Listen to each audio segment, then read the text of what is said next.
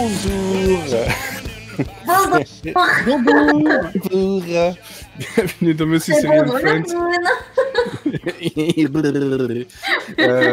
Monsieur Siri and Friends, saison 5, épisode 29, le dernier de cette saison. Avant le possible renouvellement, mais bon, avec le Covid, tout ça, on n'est pas sûr. Voyez-vous, on n'a pas... C'est vrai qu'en plus, on enregistre en présentiel, donc c'est compliqué. En présentiel, mais tous via un autre ordinateur. Quoi ? C'est ça. Les masques, c'est pas facile. Chacun est dans une pièce. Moi, je me suis retrouvé avec les toilettes. Toujours le dernier choix, de toute façon. J'ai l'habitude. Oui, mais au moins, tu as une place pour t'asseoir. C'est vrai. Et donc, maintenant, vous savez que Mathieu a la bite hude. Voilà. Avec moi, pour cet épisode, Elodie, fidèle au poste, toujours là, toujours debout. On a Olivier. Salut. Et on a Mathieu. Bonjour. Bonjour. On va arrêter de parler comme ça, parce que ça va être un petit peu... Ensuite, ça pourrait être rigolo dans 2 ans si on parle tous comme ça. Non. Pendant une heure et demie, ça va être un chouïa un peu trop.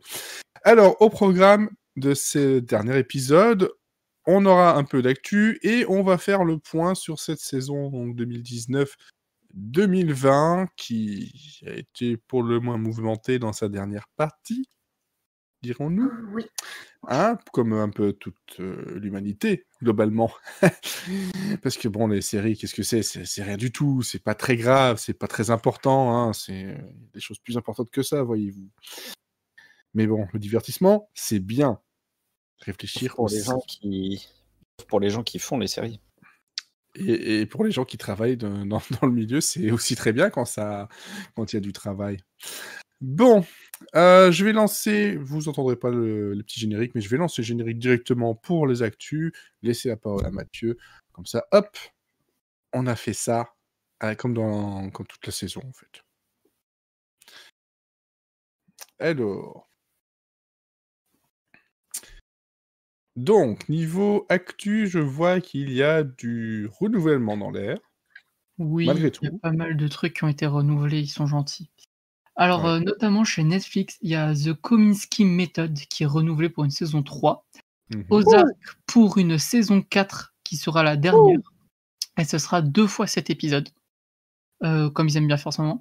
Lucifer s'est officiellement renouvelé après avoir été annulé, etc. pour une saison 6 qui sera la dernière. Ils nous ont promis que ça serait la dernière. Ils l'ont promis. Donc bon, maintenant, s'ils font marche arrière, on pourra les taper. Ouais. Never I Have Never, ou en français, c'est Mes Premières Fois, je crois, est renouvelé pour une saison 2. Dead to Me pour une saison 3, qui sera aussi la dernière. Ouais. Au moment où on enregistre, il y a 1 heure, on a appris que Stargirl est renouvelé pour une saison 2, mais qui serait juste diffusé sur The CW et pas sur DC Universe. Et ça pue la merde.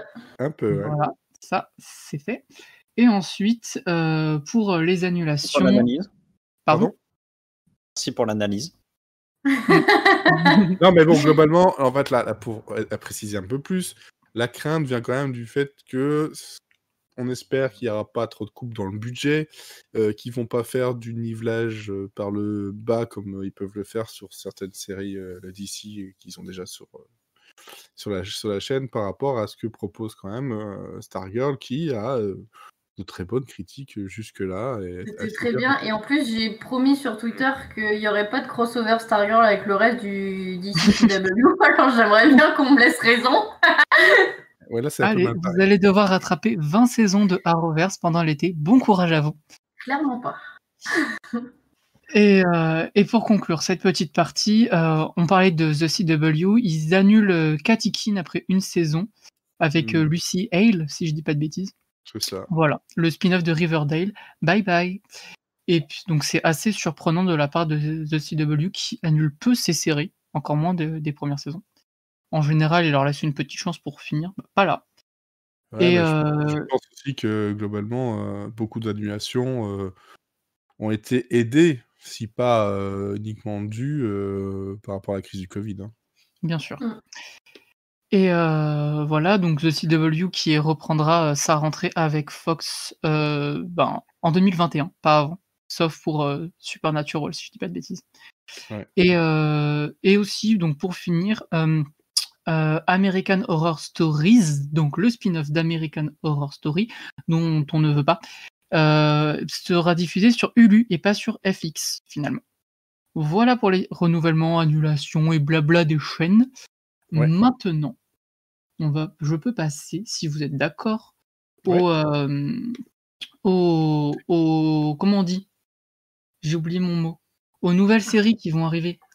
Donc il y a notamment que j'ai relevé, il y a Fallout, donc le jeu vidéo qui sera adapté en série pour Amazon Prime par les créateurs de Westworld, donc Lisa Joy et Jonathan Nolan. Et le studio et le créateur du jeu sont derrière aussi, il n'y a pas de souci là-dessus.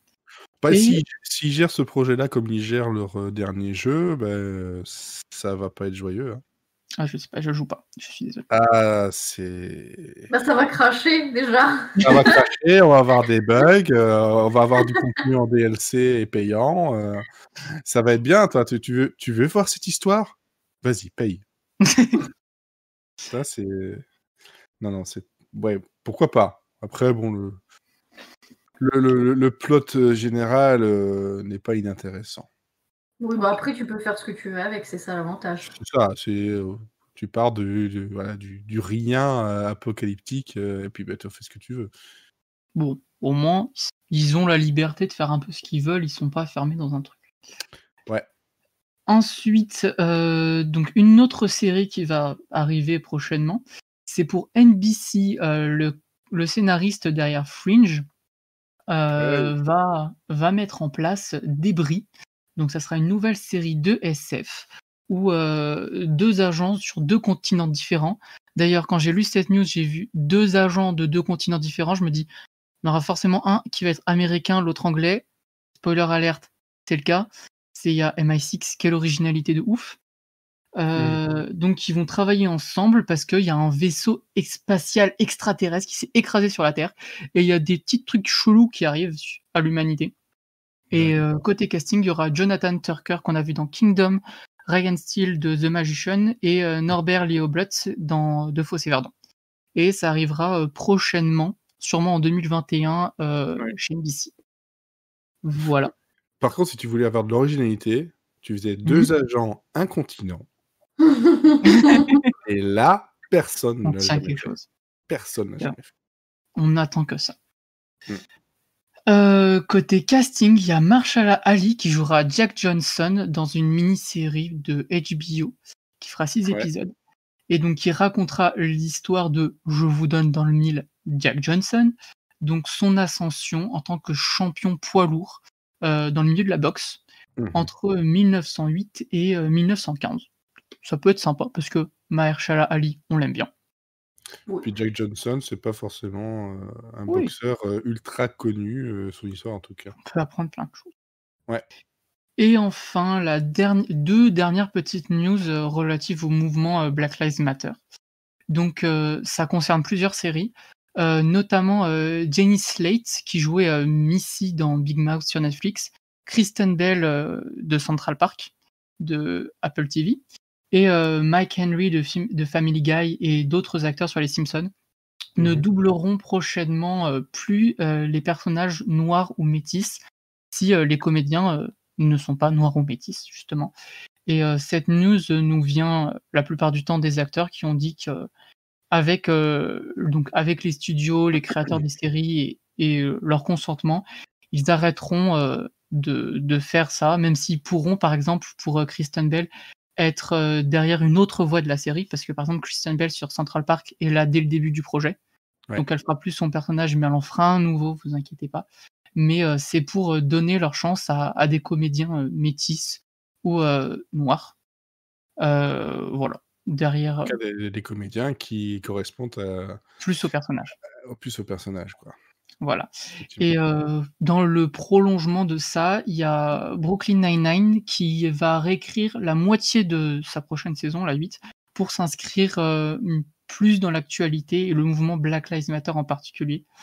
Parce Est-ce que que c'est parce que par rapport aux violences policières, hein. Voilà, les violences policières, Je pense que etc. c'est surtout parce qu'ils ont lu l'article de Combini et que maintenant ils Aïe, aïe, aïe, aïe, aïe, aïe, aïe. Quelle horreur.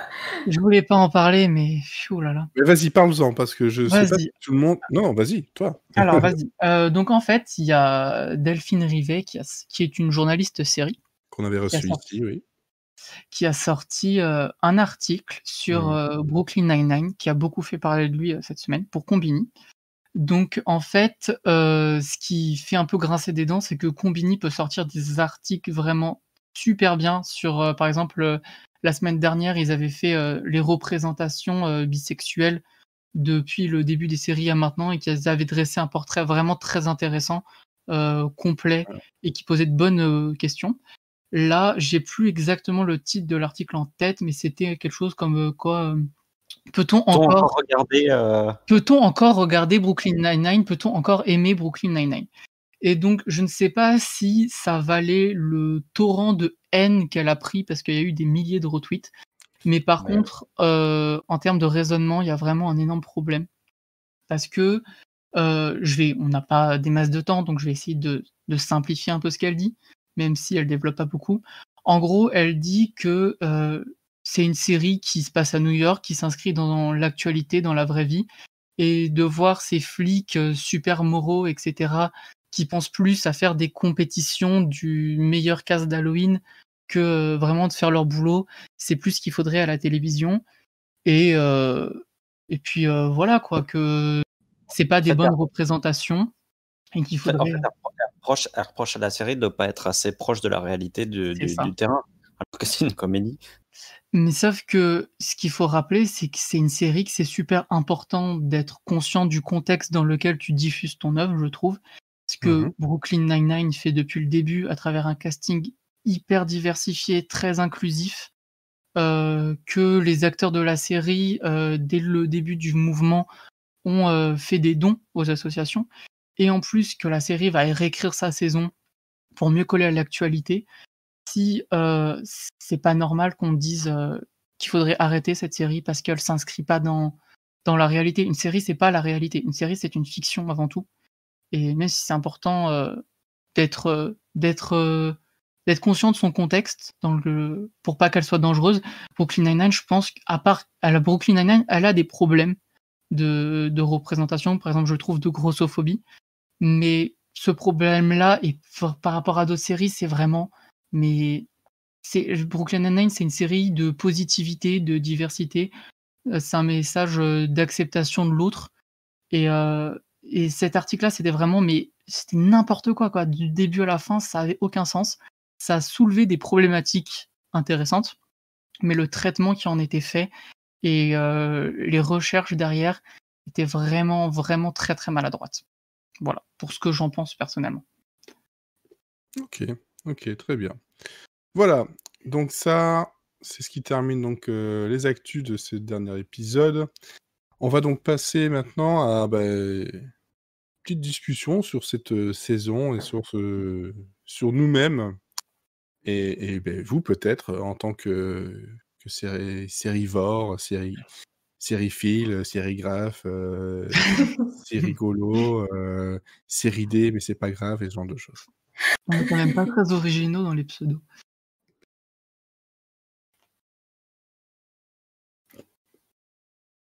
Donc,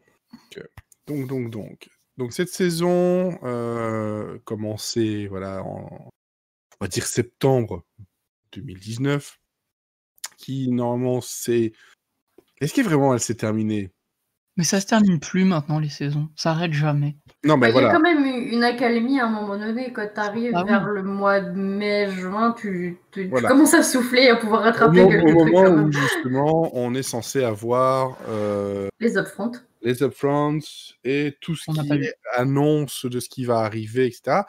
Qui n'y a pas eu parce que, voilà, pas possible. Covid, tout ça, machin, pas possible. Il n'y avait rien à montrer. Il n'y avait rien à montrer. Il y a, en tout cas, voilà, tout ce qui a été commandé, globalement, c'est des choses qui, pour ce qu'on sait maintenant, arrêtez-moi si je me trompe, sont soit des séries qui avaient déjà été plus ou moins demandées, mais finalement, ils n'avaient pas de place pour les mettre à l'antenne. Ouais, c'est le cas Ou de alors... Filthy Rich sur Fox qui Pardon arriverait à la rentrée, qui était censé arriver à la mi-saison. De quelle série? Parce que ça a coupé. Filthy Rich. Voilà, entre autres, il y a donc la série dont je parlais juste avant d'enregistrer avec Will Sasso, United We Fall, qui lui par contre ici arrive, c'est une série d'été, hein, ça arrive le 15 juillet. Mais bon, voilà, c'est aussi une série qui globalement aurait peut-être pu arriver plus tôt, peut-être pu même arriver en septembre dernier, mais c'est pas le cas, ou en tout cas en septembre qui arrive en tout cas. On a des séries qui sont en fait qui ont été achetées juste sur base de ce qui avait été écrit, donc pas encore tourné, et surtout un grand point d'interrogation sur qu'allons-nous avoir réellement à la rentrée prochaine, donc ici vers septembre, octobre, alors que beaucoup de séries n'ont pas pu tourner complètement, voire pas du tout. C'est En fait, c'est ça la question. La question, c'est pas est-ce que la saison est terminée, c'est est-ce que Elle va elle va pouvoir reprendre. commencer. Elle va reprendre. Et quand va-t-elle reprendre? Est-ce qu'elle va reprendre d'ici janvier 2021, par exemple? Ça va tout décaler? Est-ce que ça va pas aussi tuer des projets de séries parce que plus beaucoup de place, forcément. Niveau aussi publicité, parce qu'on sait que voilà, les networks fonctionnent beaucoup à ça aussi. Alors, c'est marrant parce que ça a été vraiment moi, j'ai participé au festival Série cette semaine. Ouais. Alors, je peux parler qu'au niveau européen, puisque le festival se passe qu'au niveau européen. Ouais. Et, en tout cas, la question qui revenait un peu tout le temps au niveau quand j'ai interviewé des chefs de chaîne de la télé européenne, c'était évidemment est-ce que va y avoir beaucoup de séries qui vont finalement pas se faire, ou est-ce que les séries ne vont pas revenir? Globalement, à 99,9%, c'est au contraire. Et non seulement on va faire les séries qu'on avait prévues, mais on va peut-être même en faire plus que ce qui était prévu. Parce que justement, on s'est aperçu que les gens étaient vraiment en demande de contenu, et qu'on s'est retrouvé assez vite à poil en termes de contenu pendant cette période-là. Et donc, il ne faut pas que ça nous arrive encore, quoi. Alors ça, c'est en Europe, mais je pense que le raisonnement va être à peu près le même aux États-Unis. Ouais, il y a des grandes chances. Surtout qu'eux, Après, ils ont l'habitude de produire beaucoup. Après, le problème aux États-Unis, c'est qu'ils ont toujours le virus. Et plus en donc, plus. là, tous les tournages, globalement, je suis en train de... non, il y a aucun... Tous les chefs de chaîne européens, ils avaient recommencé les tournages. En France, ça a repris un petit peu plus tard, mais ça a repris. Par contre, aux États-Unis, à part Tom Cruise, personne ne tourne, quoi. C'est ça, la plupart des séries aux États-Unis sont tournées vers Vancouver ou Los Angeles. Donc Vancouver, c'est en train de reprendre un peu, maintenant mais sûrement. Mais en Californie, c'était censé reprendre et c'est plus le cas. C'est la cata. Mais en même temps, il y a des pics très très inquiétants et dont on connaît les causes et dont on voit les conséquences qui font que, oui, effectivement, là, on n'est pas parti du tout sur une rentrée classique. Et donc, c'est vrai qu'au niveau européen, on est en train aussi d'anticiper ça, c'est-à-dire que ils sont en train de chercher beaucoup de contenu. D'ailleurs, si vous êtes créateur, n'hésitez pas à envoyer vos projets, parce que ils vont aussi anticiper cette pénurie américaine. C'est-à-dire que tous les pays, les chaînes ont beaucoup d'acquisitions américaines, produisent des séries, mais ont, comme en France, beaucoup d'acquisitions américaines. Et il y a beaucoup de chefs de chaîne qui sont en train d'anticiper cette pénurie et qui se disent il va falloir qu'on ait, nous, du contenu pour pallier à ce... visiblement, on s'oriente quand même sur une rentrée américaine très pauvre, et effectivement, je pense qu'avant janvier 2021, ça va être compliqué de faire des choses. C'est ça. Donc pour l'Europe et peut-être les États-Unis, on ne sait pas comment ça va marcher là-bas, mais c'est peut-être effectivement une occasion, entre guillemets, je ne vais pas dire en or, parce que ce serait un peu déplacé quand même, mais ce serait l'occasion justement d'aller chercher un peu ailleurs, Bah, autant que je pense qu'à mon avis, pour Netflix, nous ou le vendeur, quoi. Ouais. Netflix, ils vont accélérer leur prospection européenne, ce qui était déjà le cas ces dernières années, mais c'est clairement, ils vont mettre en développement plus de séries européennes qu'américaines. Hein. Ce qu'on peut espérer, c'est que des projets qui, en temps normal, entre guillemets, n'auraient pas été retenus, là, le seront. Et on verrait des choses nouvelles que Netflix pourrait nous proposer ou des chaînes françaises, parce que pour ma part, je suis vraiment pas satisfait depuis 2-3 ans par ce qu'on me propose actuellement. Le problème des chaînes françaises, moi, là, tout ce que j'ai dit là, c'est des chaînes européennes. Les chaînes françaises, je suis pas sûr que ce soit le même délire. C'est un peu le problème, c'est que on est toujours un petit peu en parallèle des autres pays européens. Et c'est vrai que c'est un peu. Je pense pas qu'on puisse extrapoler ce que moi j'ai entendu au niveau européen à la France. Mais surtout que, alors je dis peut-être une connerie, mais j'ai l'impression qu'en France, on a beaucoup moins de production originale que niveau série, du moins sur les chaînes. Je pense qu'effectivement, alors je me trompe peut-être parce que alors pour le coup, j'ai pas beaucoup de témoignages français. C'est que au contraire, beaucoup en France, on se rétracte un peu quoi. Il y a beaucoup plus de doutes, il y a beaucoup plus de tous les créateurs français que j'ai pu côtoyer ces derniers temps sont un peu dans le doute en fait. Pas eu de gens qui me disaient ouais c'est bon, c'est confirmé, je vais faire mon truc. Tout le monde navigue un peu à vue en France. Donc, je suis pas sûr que les stratégies sont encore très très point au niveau français. Donc, Pour le côté côté belge, fin juin, la RTBF a lancé son nouveau projet qui s'appelle la Belgian Murder Academy. Ça sonne bien. Et ça sonne bien, et surtout ça s'annonce pas mal du tout. C'est une formation en fait à l'écriture scénaristique de séries policières. Qui devrait donc se tenir de septembre donc de cette année jusqu'à janvier 2021, où c'est ouvert un peu à tout le monde, hein. Il y a des candidatures, il y a des entretiens à passer, voilà, mais pendant toutes ces formations-là, les personnes, voilà, les étudiants, on va dire ça comme ça, vont en fait former des équipes, des binômes qui vont devoir écrire une espèce de bible et un pilote d'une série. Et dans la phase 2, ils vont devoir déposer et vendre en fait cette série-là pour qu'en fait, voilà, il y ait des projets retenus pour faire comment dire? Une production de 6 épisodes de 52 minutes, pour une ou plusieurs séries. En tout cas, ça, c'est encore à définir selon ce qui va se passer là-dedans. Mais voilà, globalement, je pense, c'est aussi une façon de répondre à, voilà, la Belgique a quand même sorti quelques séries policières qui, niveau mondial, se sont bien vendues, ont eu de bons retours. Autant foncer là-dedans un peu plus, et avec l'aide justement, voilà, du Centre Cinéma Audiovisuel et les fonds séries belges de la RTBF qui, justement, continue dans cette direction-là. Et c'est pas mal intéressant. Et je pense vraiment que ça a été accéléré par rapport à la crise du Covid et le fait qu'on ait besoin de contenu. Merci la RTBF.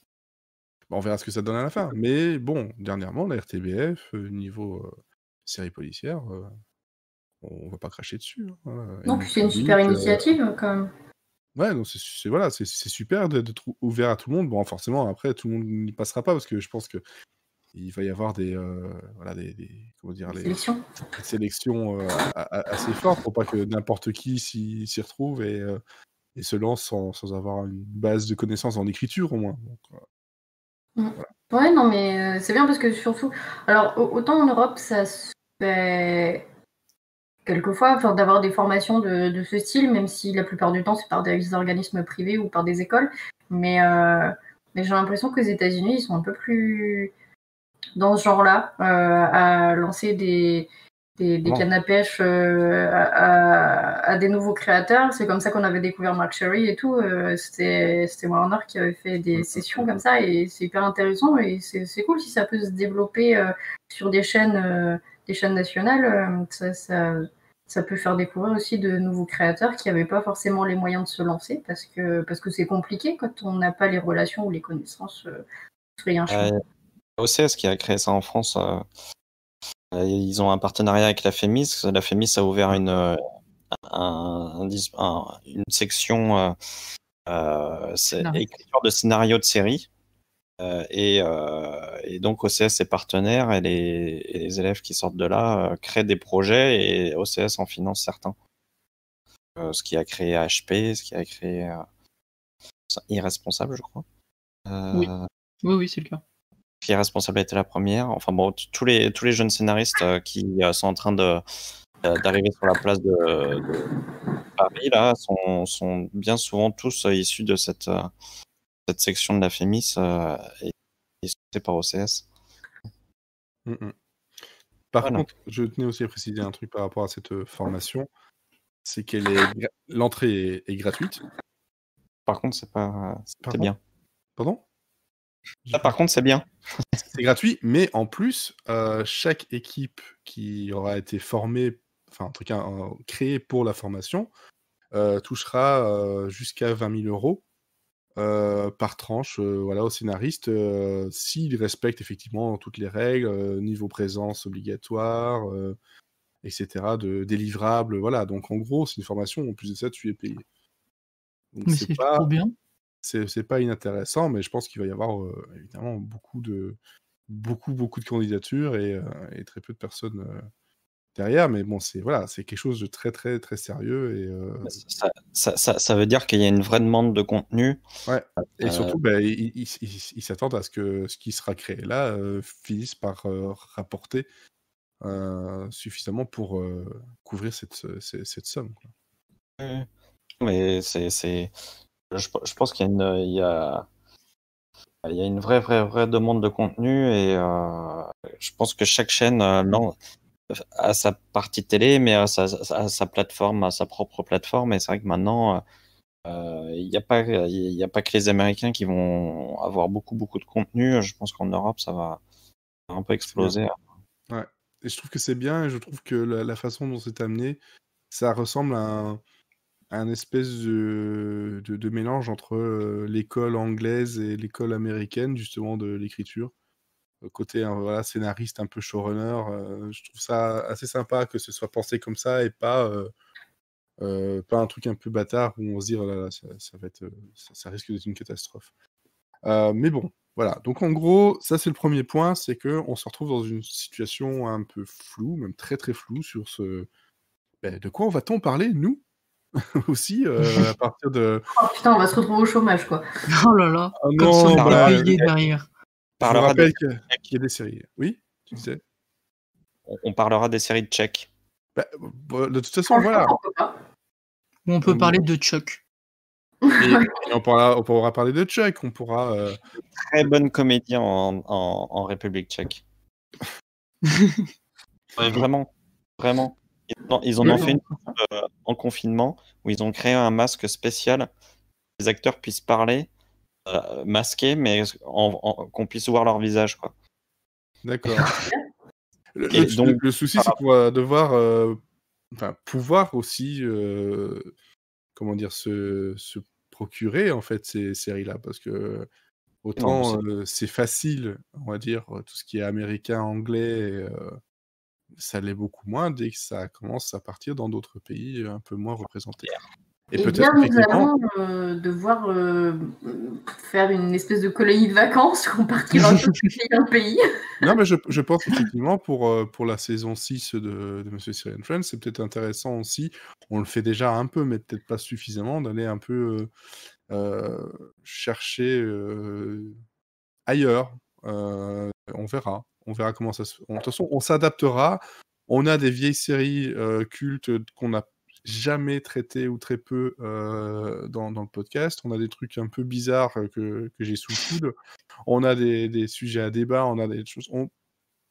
Pourquoi pas? On pourra peut-être même, à la limite, se lancer dans Monsieur Série écrit sa série pendant toute une saison. Voilà. Pourquoi pas? Pourquoi pas? En direct, voilà, enregistré. On parle pas d'actu, on parlera de ce qu'on veut faire. Ouais, tout est possible. De toute façon, au bout de 5 ans, presque, voilà, 5 ans de podcast, c'est toujours intéressant d'un peu se réinventer, de chercher un peu de fraîcheur. Alors, par contre, on va aussi passer sur un côté un peu... Bon, il y a eu des séries quand même, il y a des choses qui sont arrivées. Un petit rapide top flop, hein, comme ça, de tête, et c'est là où on se rend compte que finalement, on se souvient de rien. Si, moi, j'ai préparé. J'ai pris Voilà. le TV Time, j'ai sorti, j'ai fait allez, on y va. Vas-y, sors Alors, ton TV Time, et alors, on va dire, je vais- allez, ça va 3 être de chaque de côté. l'aléatoire. C'est pas noté dans un ordre précis, c'est juste qu'est-ce que je vois qui m'a marqué ou que j'ai bien aimé. Alors, en termes de top des retours qu'on a eus, série française, Irresponsable et Bracelet Rouge, vous êtes toujours là, on vous aime. Même si vous vous êtes sûrement terminé, en tout cas pour Irresponsable, vous étiez très cool. Les séries de France TV / aussi, merci d'exister parce que M6, France TV, Canal et TF1, vous s'en foutez pas une à côté. Donc merci d'être là. Et du côté américain, qu'est-ce que je retiens? Attention, des grosses surprises. Si vous avez écouté la saison, non, c'est faux. 911, This Is Us, La Bande à Picsou, Shira, Harley Quinn, et puis How to Get Away with Murder, et même Modern Family, j'ose le mettre, parce que vous avez eu de très belles fins toutes les deux. Donc pas mal d'animations. Et en top nouveauté, 911 Lone Star, Zoé Extraordinary Playlist forcément, et Evil. Et je rajoute forcément 2 petites. Why Woman Kill. Je t'attends, saison 2, je t'attends, viens à moi. Et His Dark Materials, donc j'ai très mal parlé dans le podcast, c'était incompréhensible, mais vraiment, je vous conseille de foncer la voir. Voilà. Ça nous arrive de faire des choses incompréhensibles. Oui, souvent, mais vous avez l'habitude maintenant, c'est pas grave. Mais ça, c'est l'alcool. C'est ça. Voilà, on est à l'eau, donc si avec de l'eau, je dis n'importe quoi. C'est que... J'ai une eau pétillante qui s'appelle la Lef. Elle a un petit arrière-goût d'ailleurs. Il y a un petit sirop de houblon qui va avec, c'est pas mal. C'est pas mal. Et puis, est-ce que je fais les flops ou pas? Est-ce qu'on veut vraiment parler des flops? Les tortures? Globalement, est-ce qu'il y a au moins un truc là-dedans qui... Peut-être tu en attendais quelque chose et finalement... Ah oui, il y en a, oui. Alors, c'est pas un gros flop, il y a 2 demi-flops. Ouais, Il y a Killing Eve, qui est une de mes séries préférées, qui la saison 3 m'a perdu. Ah ouais, j'ai bien aimé, mais j'ai trouvé ça divertissant, mais je retournais, c'était pas je me levais la nuit pour aller le voir. Cette saison, enfin moi déjà j'étais pas hyper fan de la série, mais alors là cette saison ça n'avait aucun sens. Je sais toujours pas ce qu'ils ont voulu dire en fait. À la fin j'ai compris et je l'ai revu, j'ai compris où est-ce qu'ils voulaient aller, mais c'est juste que ça tournait en rond pendant. Enfin, ils essayaient juste de retomber sur leurs pieds. C'est bien rattrapé à la fin et j'espère que la saison 4 va revenir au sommet. Moi je comprends pas qu'on puisse faire une saison comme ça quoi. Enfin, après, je la défendrai quand même, tu vois, parce que bon, je suis pas du tout objectif comme personne, vous le savez bien, donc je défendrai Killing Eve, même si c'est de la merde jusqu'au bout. Après, qu'est-ce qui était bif bof? Westworld saison 3, on va pas en parler, c'était un calvaire du début à la fin. Je comprends pas, je reconnais pas Westworld, c'était chiant à mourir. Heureusement il y a eu de bons épisodes. Quoi? Pardon? Ouais, il y a eu il y a 2 épisodes que j'ai trouvé extraordinaires. Oui, voilà, le 3, et puis sinon... Avec des 3 et 4, ou je sais plus. Il y avait Fendi Newton, heureusement qu'elle était là, et j'ai oublié son nom, pourquoi j'oublie? Tessa Thompson, heureusement qu'elle était là, elle a sauvé la saison, mais sinon c'était atroce. Et puis un autre truc qui était vraiment mais totalement loupé, non, j'allais dire Ron, mais Véronica Mars, on l'a dit et redit, c'était cet été, je triche un peu. Mais la saison était vraiment réussie. arrêtez-vous 13 minutes avant la fin, parce que Rob Thomas a fait un choix dégueulasse. Il a justifié ça en disant mais c'est pour après faire un truc merveilleux en saison 5. Bah, ta série elle est annulée, donc ça n'a servi à rien. Donc merci Rob Thomas d'avoir défoncé Véronica Mars qu'on attendait. Voilà, ça c'était le plus gros coup de gueule de l'année. Voilà pour moi. Élodie, de ton côté. Bah moi, beaucoup plus de top que de flop finalement. Je me suis concentrée uniquement sur les nouveautés parce que si je regarde les saisons suivantes, bah je peux passer tout le podcast dessus. Donc dans les nouveautés, je pense que la série qui m'a le plus plu, c'était Breeders, qui m'a fait chialer de ouf, aussi bien de rire que de tristesse. Tu disais quoi, Olivier? Parce que Je confirmais. Je confirme aussi. C'était très bien. Il m'en a un peu voulu de lui avoir conseillé la série juste par l'épisode de chial. Enfin, moi, je n'en ai pas voulu à ce point-là, mais tu me l'as survendu, en fait. Oh non. Oui, ben après, moi j'ai adoré, mais c'est vrai que c'est le genre de série qui de toute façon plaira pas à tout le monde. C'est soit t'adores, soit ça va pas te parler et tu vas pas accrocher à l'humour en fait. Donc. Bah ouais, mais en tant que parent, ça me stressait plus qu'autre chose. Donc. Ah oui, que moi j'aime pas les enfants, donc c'est peut-être pour ça que ça m'a beaucoup plu en fait. Ouais. Mais non, mais je comprends. Pas les enfants. Pardon? Une série pour gens qui n'aiment pas les enfants. Ah. Non, mais même, tu vois, j'aime pas les enfants, mais les 2 épisodes hyper tristes, bah, je les ai trouvés tristes, alors que j'aime pas les enfants. Oui, parce que malgré tout, c'est non, t'es une sociopathe, psychopathe. Non, mais tu te mets, à un moment donné, tu te mets quand même à la place des parents. C'est horrible. Les enfants, ça reste des humains quand même. Oui, bah oui. Ok, donc vas-y, continue. Donc ouais, Goliath, j'ai adoré. Harley Quinn. Ah bah oui, voilà. C'est la meilleure série animée de cette année. Voilà, je pense qu'on ne pourra pas faire mieux pour le personnage qui a quand même... Nouveauté, alors. Oui, nouveauté aussi. Non, c'est vraiment bien, ça continue à être bien, mais pareil, c'est du passe du rire aux larmes, c'est incroyable, et vraiment... Est-ce qu'on pensait pleurer devant Harley Quinn? Vraiment? Mais clairement pas. Moi, je pensais être très déçue parce que Harley Quinn, ces dernières années, en comics, elle a pris cher. C'était nul. Et là, en fait, on me dit, en fait, bah, tu vois, Penny, dans Big Bang Theory, bah, c'est elle qui va le faire. Ah bon, ok. Bah, en fait, c'était trop bien. Et du coup, je pense que déjà, le fait que je m'y attende pas, ça a rajouté au fait que j'ai beaucoup aimé parce que la surprise a fait que. Mais en plus, c'est une série qui est très actuelle, qui est très inclusive et qui est très intelligente. C'est pas juste du beat'em all et du sang partout et des tripes et ça va être fun. C'est qu'il y a vraiment un fond social dedans que j'aime beaucoup. Donc regardez-le, c'est très bien. Même en termes, juste, je te coupe des os, mais pour la construction des saisons, enfin il y a 2 petites saisons de 13 épisodes, est fou quoi. Vraiment, je me suis fait surprendre. Hein. Ah oui, mais en plus ça passe très vite. Mais franchement, les épisodes, tu les vois pas passer et t'as toujours un moment hyper dark ou hyper triste et pouf, générique. Ah mais non, vous pouvez pas nous laisser comme ça. C'est hyper intelligent. Autre série que j'ai beaucoup aimée, c'est I Know This Much Is True, et ça c'est bien parce que c'est une mini-saison, enfin une mini-série, donc il n'y a qu'une saison, et donc ça vous prendra pas trop de temps à regarder. Si vous voulez savoir de quoi ça parle, vous regardez, vous écoutez je sais plus combien d'épisodes précédents, j'en ai parlé. C'était vraiment... En fait, je suis en train de me rendre compte que je parle que de séries qui m'ont fait chialer sa race. Mais, tu avais besoin de pleurer. C'était dur, hein. Dans ce moment-là, c'est trop pour moi. Là. Il y a un moment donné où... Ouais, non, je pense que c'est la série la plus éprouvante que j'ai regardée. Faut mettre sous coffre tout ce qui est flingue, corde, médicaments et tout en le regardant, parce que sinon on finit pas l'épisode quand on meurt. Ah oui, faut regarder une bonne sitcom juste après pour digérer parce que c'est dur.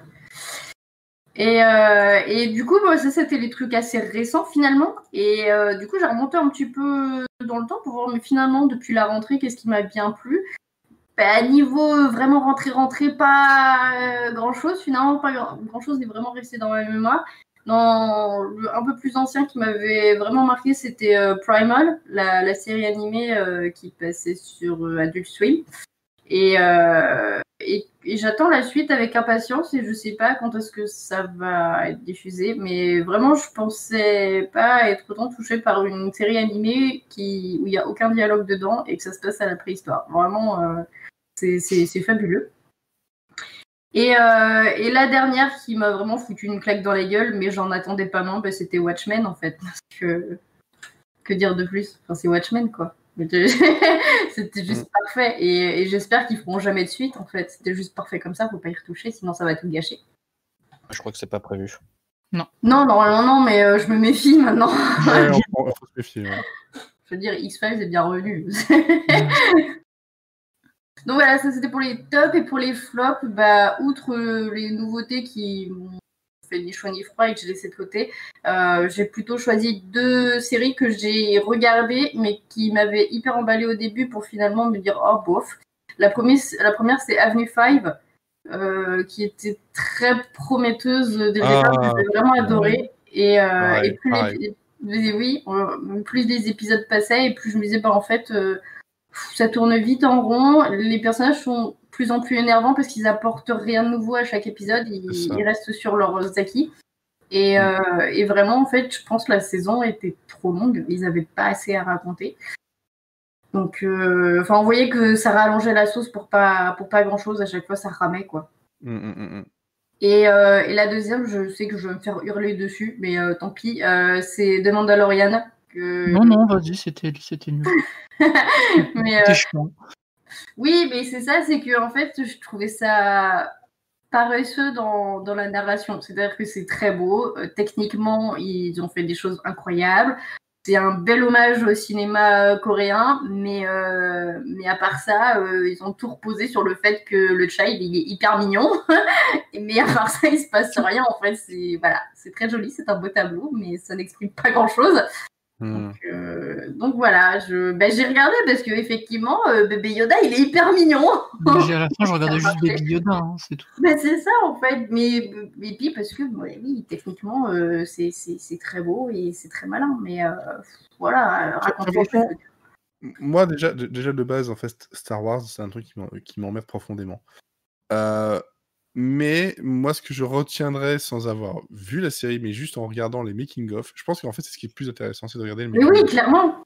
Parce que voir comment ils ont géré, en fait, les intérieurs, avec, en fait, au lieu d'avoir les classiques fond vert...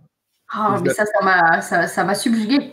Ils avaient des pièces sur lesquelles ils projetaient, en fait, l'environnement. Le tout était géré de façon en temps réel, comme dans un jeu vidéo.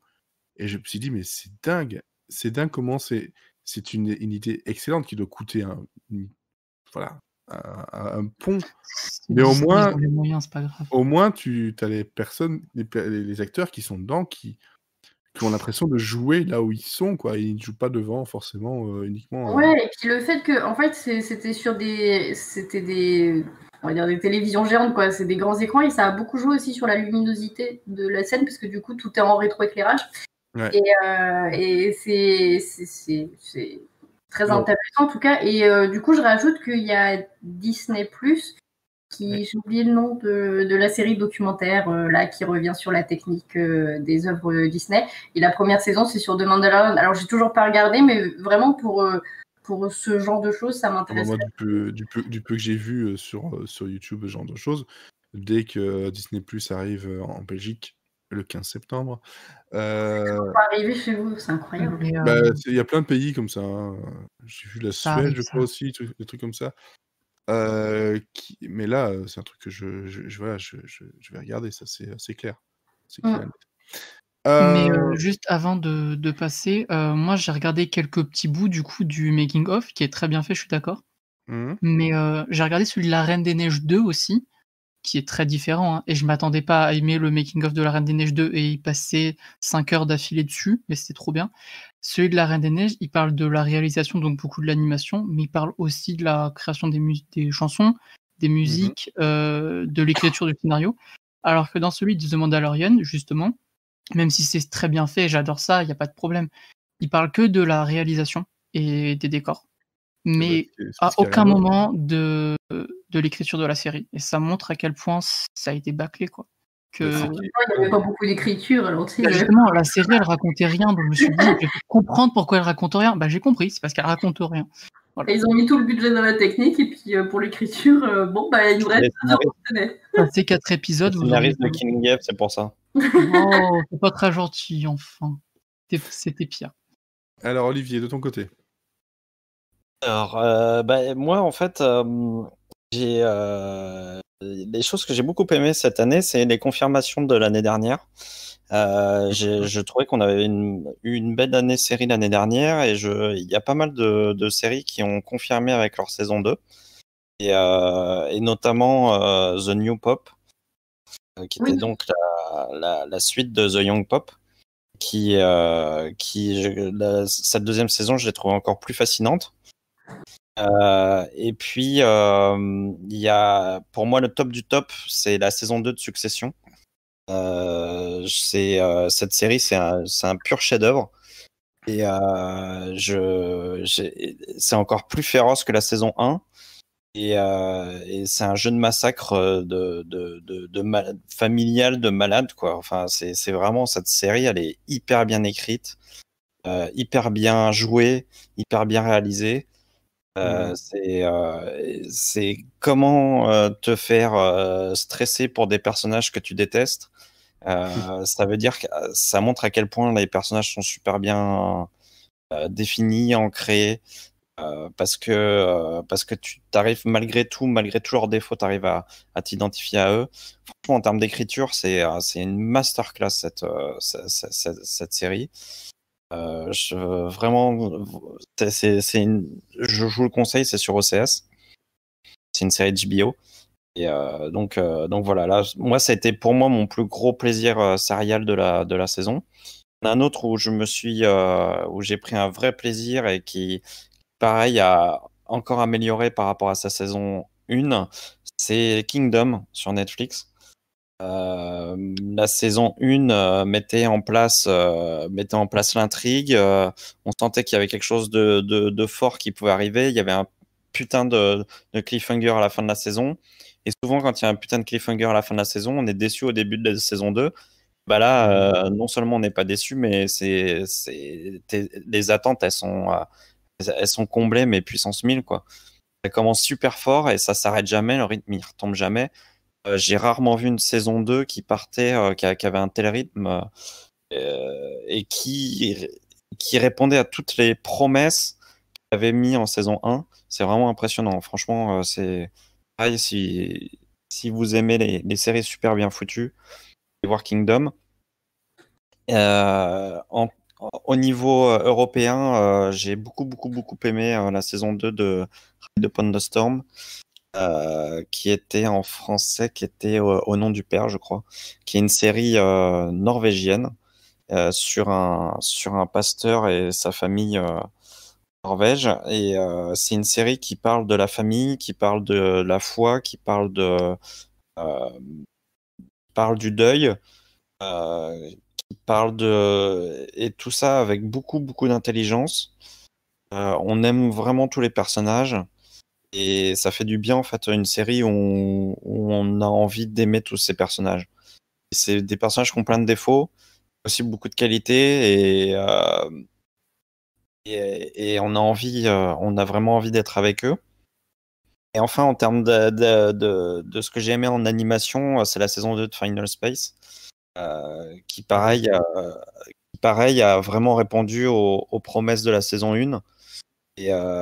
Et n'a pas du tout déçu, a su se renouveler, a su créer des nouvelles choses qui étaient déjà quand même vraiment pas évident vu la qualité de la saison 1, et a su rester à la fois cohérente et à la fois se renouveler. Donc je trouve que pareil, en termes d'écriture, c'est quand même vachement bien foutu, quoi. Et puis il y a Moonbreak. Après, je trouve qu'on a une belle année au niveau des comédies. Ça faisait longtemps que je ne m'étais pas autant marré devant des comédies, en fait. Je trouve que Brooklyn Nine-Nine a eu une très bonne saison 7, quasiment sans faute. Bien meilleur que la saison... 6. Pardon ? Bien meilleur que la 6. Ah bah, ça, y a pas photo. Hein.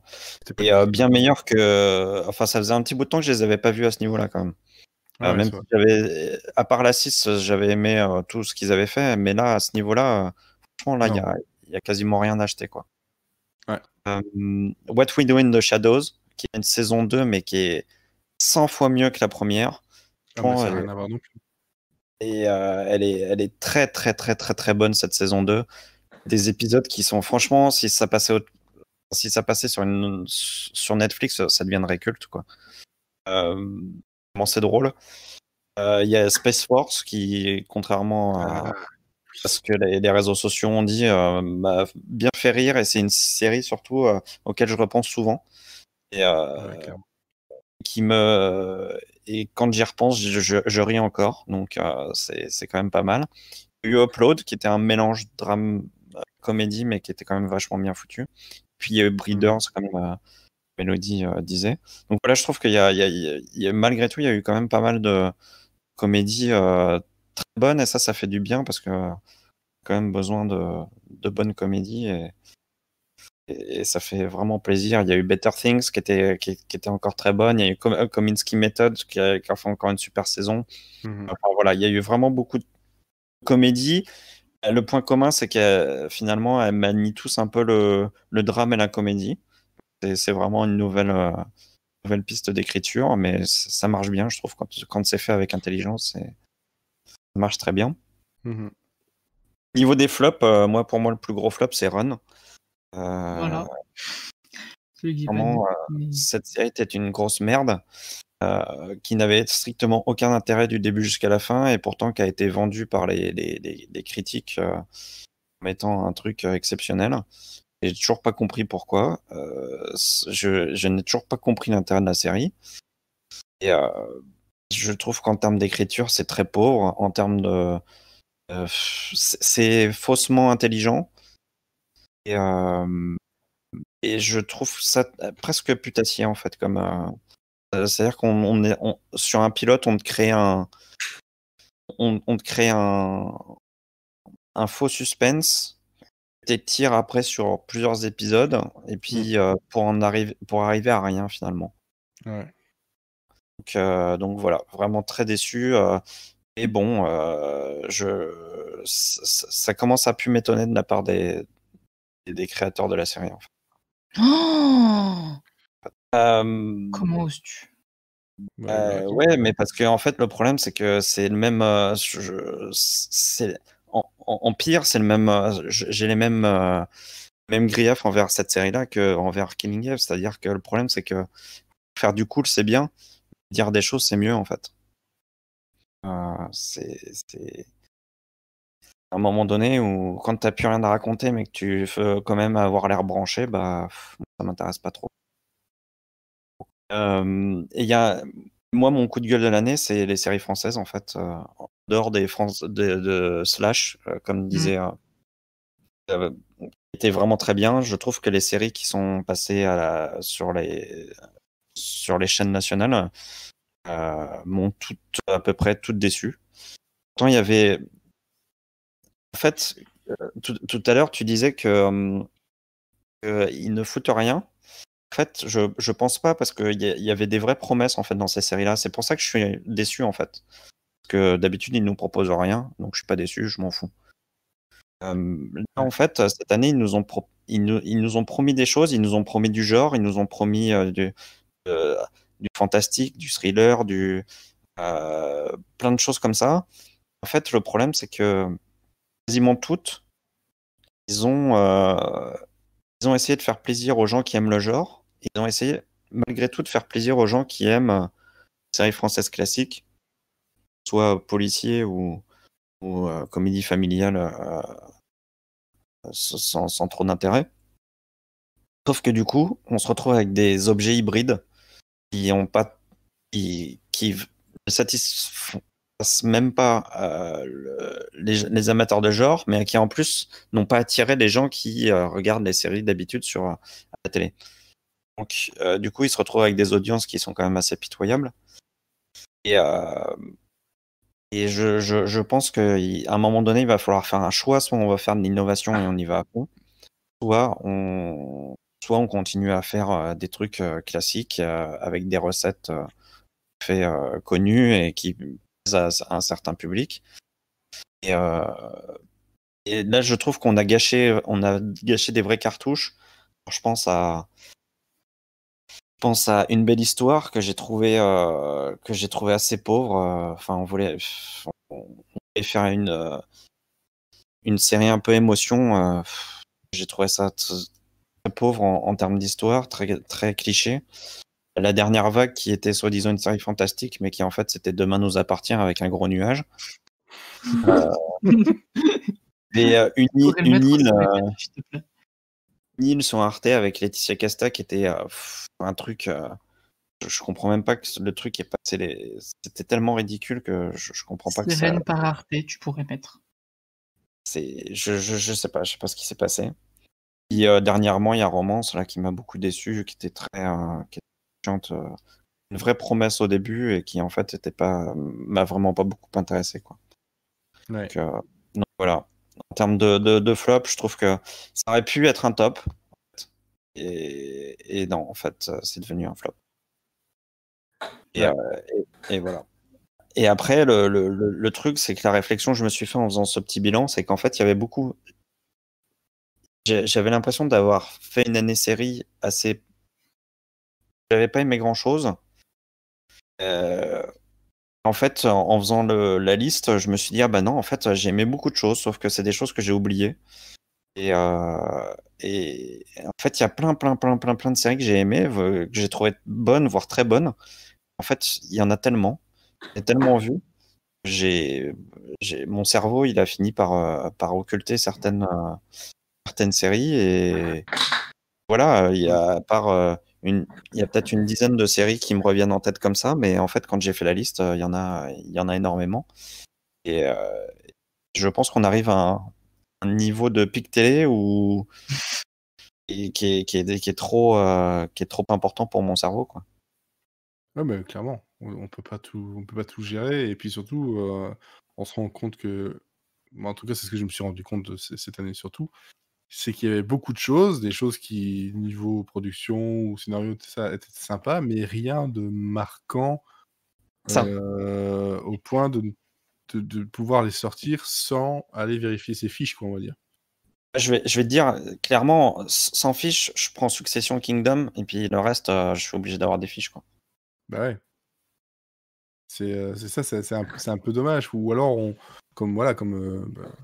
je lui jette pas la pierre, hein, je pense que tout le monde l'a fait, voilà, bêta série ou un TV Showtime, on vérifie: «Ah ouais, j'ai vu ça».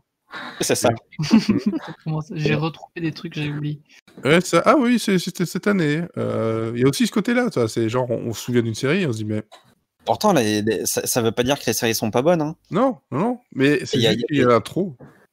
des Ça, c'est clair. super séries, hein, dans la liste, hein. Mais Qui simplement, je me dis: «Ah ouais, tiens, c'est vrai que j'ai vu ça». Ouais, des super séries et des séries qui sortent vraiment du lot. Et voilà, c'est assez compliqué. Moi, effectivement, il y a des choses que j'ai adorées et d'autres qui, d'un coup, fait: «Ah ouais, c'était cette année-ci». Voilà. Moi, il y a un autre truc que j'ai remarqué, c'est Ouais. qu'il y a pas mal de choses finalement que j'ai aimées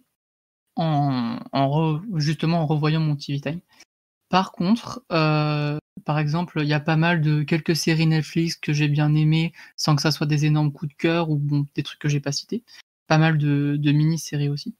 Mais ce qui m'a manqué, c'est des séries hebdomadaires. Parce que même si je m'appelle Seriesvore, j'aime pas le binge-watching. C'est un mauvais pseudo, je suis désolé, je vous ai menti. Mais Et et j'ai alors? pas eu cette année. Attends, non. Tu peux être sérivore, comme tu peux être, voilà, je sais pas moi, fan de bouffe et pour autant ne pas, te goinfrer. Oui, mais Seriesvore, ça a une petite connotation goinfree, ce qui n'est pas vraiment le cas chez moi. Mais j'ai pas eu, peut-être à part 2-3 séries, alors qu'il y a 2-3 ans, j'avais au moins 6-7 hebdomadaires par jour, sans déconner. Là, j'en avais 1 voire 2 max. Mmh. Et après, c'est C'est aussi vrai. parce que je sélectionne plus ce que je regarde, mais il y a En pas en de séries qui m'ont marqué sur l'année entière. Oui, c'est ça, en fait. Je pense que, en fait, les séries, elles sont, finalement, on les regarde sur, sur maximum un mois, quoi. Moi qui binge pas, en général, ouais, il me faut une série de 10-12 épisodes, il me faut maximum un mois pour la regarder. Ouais, puis même, Donc, t'as beaucoup plus de séries qui font des saisons beaucoup plus courtes. On a beaucoup moins de séries à 22 épisodes par saison, à part sur les chaînes du broadcast qui font encore un peu ça, et encore. En fait, comme disait Mathieu, c'est que ça nous accompagnait sur l'année. Forcément, au bout d'un moment, ça imprimait quand même vachement notre esprit. Ça faisait presque partie de la famille, en fait. Ouais, Ça puis faisait t'avais une partie pause de- assez courte entre 2 saisons, donc du coup, tu te souvenais encore de ce qui s'était passé à la fin de la saison Ouais. précédente, t'avais un lien que là, t'as tendance à oublier, à devoir raccrocher les wagons à la saison suivante. Un exemple super clair, c'est je devais regarder la saison 4 de Insecure et je l'ai absolument pas regardée alors qu'elle est diffusée hebdomadairement. Mais c'est parce qu'elle fait que 10 épisodes et c'est pas un défaut en soi. Heureusement qu'elle fait 10 épisodes, je pense pas qu'elle tiendrait sur 22. Mais j'avais aucun souvenir de cette série. Je me rappelle que c'était bien, mais je me rappelais plus pourquoi. Et puis dans le train, j'avais rien d'autre mon portable que ça et j'ai regardé. Et en vrai, c'était génial, mais c'est juste que à part How to Get Away with Murder, This Is Us et 911, j'en ai suivi aucune presque vraiment où je les attendais hebdomadairement. Et ça me manque vraiment ça. S'il vous plaît, En fait, c'est marrant parce que c'est marrant parce qu'on a. En fait, c'est très bien que les séries fassent que 10 ou 12 épisodes parce qu'avant, ça comblait vachement pour arriver au 22. Mais c'est vrai qu'en termes d'implication dans la série, en termes d'identification à la série, le format de 22 épisodes était beaucoup plus adapté à ça que ces 10 épisodes. Alors, on gagne en termes de rythme, on gagne en termes d'écriture. Par contre, effectivement, je pense que du coup, on perd en termes d'implication vis-à-vis de la série. Mon rêve, mais bon, c'est tellement utopiste et puis on peut pas, c'est que, par exemple, il y a une série Netflix qui sort et que je puisse, sans pression ni rien, bon, c'est con de se mettre la pression, hein, mais regarder une série de 13 épisodes en 13 semaines, ça serait incroyable. Mais bon, on peut pas parce qu'on fait du podcast, parce qu'on fait des blogs nous, mais même, enfin, avec les réseaux sociaux, etc. 4 jours après, la série t'en parle plus. Mais si je pouvais, et je me dis que peut-être que l'année prochaine je ferais ça, je prendrais 4-5 séries qui commencent en début d'année et je les regarderais vraiment sur la durée, voir si je les apprécie mieux. Et je pense que ça pourrait marcher. Bah, globalement, moi, c'est ce que j'ai essayé de faire cette année parce que ce constat des choses qui devenaient oubliables parce qu'en fait, c'était sur une période très courte de l'année qui faisait que ça devenait oubliable. Hein. Encore une fois, c'est pas la qualité, mais c'est le côté genre, bah, depuis, j'ai vu plein d'autres choses. C'est comme les livres. Hein. Depuis, voilà, des personnes j'ai plein d'autres choses. Des jeux, j'en ai joué à plein.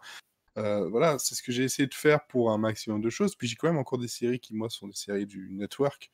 Et donc, bah, par la force des choses, bah, moi, c'était mon rendez-vous. Voilà, ce qui me permettait de savoir quel jour on était aussi, parfois. Bah oui, mais c'est con, mais c'est comme ça. Genre de Top Chef. Ouais, exactement. Top Chef en fait partie, clairement. Mais c'est tu vois, Top Chef dit. moi, donc, cette année-ci, niveau top, vraiment, vraiment top, bah, comme tu l'as dit, hein, Space Force et Upload sont très hauts à côté de Mythic Quest. Et ce sont toutes les trois des comédies à des niveaux différents. Ça te ressemble pas. Ça va être non, très mais étonnant. je ne vais pas, de toute façon, je ne vais pas changer. Je ne fais que m'enfoncer de plus en plus dans la comédie parce que les séries plus dramatiques ou sérieuses me font profondément chier parce qu'elles se prennent trop au sérieux. C'est pour ça que Upload, par exemple, c'est une série qui est, si on dit qu'elle est drôle, c'est pas faux, mais c'est pas non plus lui rendre service parce que Bah non. elle est quand même flippante dans un certain sens, dans plusieurs sens même, autant visuellement que dans ce que ça raconte. Ça c'est voilà, et à Tacoma FD, c'était pas une nouveauté non plus, mais voilà, je l'ai découvert assez sur le tard et ça aussi, ça faisait partie des séries, il y a que 10 épisodes, mais j'attendais l'épisode de la semaine et franchement ça m'a marqué parce que c'était vraiment très drôle. J'avais The Rookie, qui je continue à regarder. Et ça, c'est vrai, c'est ma série un peu, une de mes séries que je tiens depuis le début et qui m'accompagne tout au long d'une saison, avec les Goldbergs, par exemple, aussi niveau comédie. Il y avait tout ça, moi, niveau top, et puis à ça s'est ajouté donc The Unicorn. The Unicorn, globalement, si on regarde dans la liste de ce qui était sorti, on va dire surtout du côté des networks pour cette rentrée série, je retiens The Unicorn. Le reste,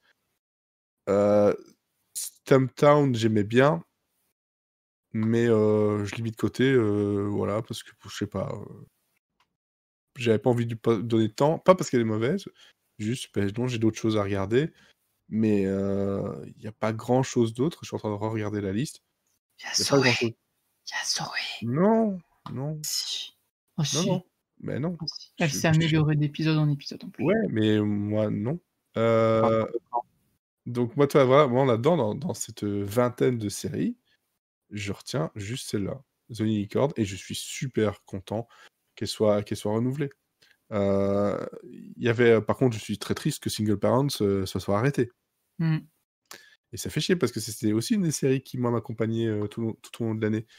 Toi, il y en a plein, j'en ai encore plein. Mais c'est vrai que quand je regarde après dans mon série, mon TV Showtime, je me rappelle qu'en fait, c'est cette année-ci que j'ai vu Dollface, qui est vraiment très très bien. Qui y avait quoi d'autre? Attends, je suis en train de remonter dedans. Bon, Superstore, c'était une saison lourde. Brooklyn Nine-Nine, c'était très très bien. Mais bon, j'essaie de garder que les nouveautés. Puis alors, Saturday Night Live, au bout d'un moment, avec le problème qu'on a eu, ça a complètement cassé mon rythme. Il faut le dire aussi. Et voilà, il y a des séries comme ça, et je remonte dedans. Ouais, donc Dollface, qui était vraiment très cool. Il y a The Boys aussi qui était arrivé, qui était assez sympa, mais bon, je l'ai peut-être un peu plus regardé rapidement, donc c'est pas qu'elle m'ait pas marqué, mais C'est pareil, si tu veux, moi j'avais oublié en fait. voilà, Love, Death, Robots, oui, maintenant que je le vois, oui, effectivement, je m'en souviens. I Think You Should Leave ou It's Bruno, j'avais bien aimé, mais voilà, je les revois. Là, par contre, moi, ce qui me manque là-dedans et qui aussi, ce genre de série qui me manque, c'est The Orville. Et The Orville, la saison 3, bon, ils sont passés chez Hulu maintenant. Et la saison 3, ils avaient commencé dans la production vers mars et ils ont dû arrêter tout de suite quasiment. Et Oui, ils sont prêts de voir la saison 3. Hein. ouais, et il y a des rumeurs qui parlent de possiblement en 2 parties, histoire de pouvoir le faire revenir plus tôt, mais ce sera pas avant 2021. Et ça m'énerve parce que cette série-là, je l'aime beaucoup, mais elle a vraiment eu que des problèmes niveau diffusion, hein. Que des problèmes. C'est difficile après de fidéliser. Après, il y a les fans qui sont là, qui vont l'attendre, mais essayer d'aller rechercher des nouveautés, enfin des nouvelles personnes, c'est un peu trop compliqué, quoi. Mais ouais, c'est comme tu l'as dit, Mathieu, moi, c'est une saison où j'ai essayé de faire en sorte de me recréer le sentiment justement du rendez-vous série. Que ce soit 1, 2, 3 jours par semaine, genre ou le matin, parce que moi c'est ce que j'aime bien aussi, c'était le matin au moment de prendre le train pour aller au boulot, voilà, et le soir en revenant. Tu vois, c'était un moment, dans ma semaine, c'était plusieurs moments dans ma semaine. Après, il y a d'autres séries qui se rajoutaient derrière, mais j'ai senti le besoin de retourner vers ça, de retourner vers ce que la sensation que j'avais avec les séries avant, quand j'ai commencé à regarder des séries, quand j'ai commencé à aimer beaucoup les séries, en fait. Et c'est peut-être une réaction de vieux con, hein, ou un côté trop nostalgique, mais j'ai remarqué qu'en faisant ça, les séries, de 1, je m'en rappelle, et de 2, je les ai beaucoup plus appréciées. Et après, l'envie est toujours là aussi de dire: «Allez, je regarde un 2e épisode, c'est pas très grave». Bah non, c'est une façon de faire, une façon de voir la série différemment, essayer de moins faire la course à je l'ai vu en premier, je l'ai vu en premier. Ça sert à rien. Sur les réseaux sociaux, tu les as vus en premier, c'est bien. Qu'est-ce que tu en as retenu? Rien. Qu'est-ce que tu en as. Voilà. Est-ce que je vais pas te demander de l'analyser. Toutes les séries ne doivent pas être analysées. On en a déjà parlé dans un autre podcast.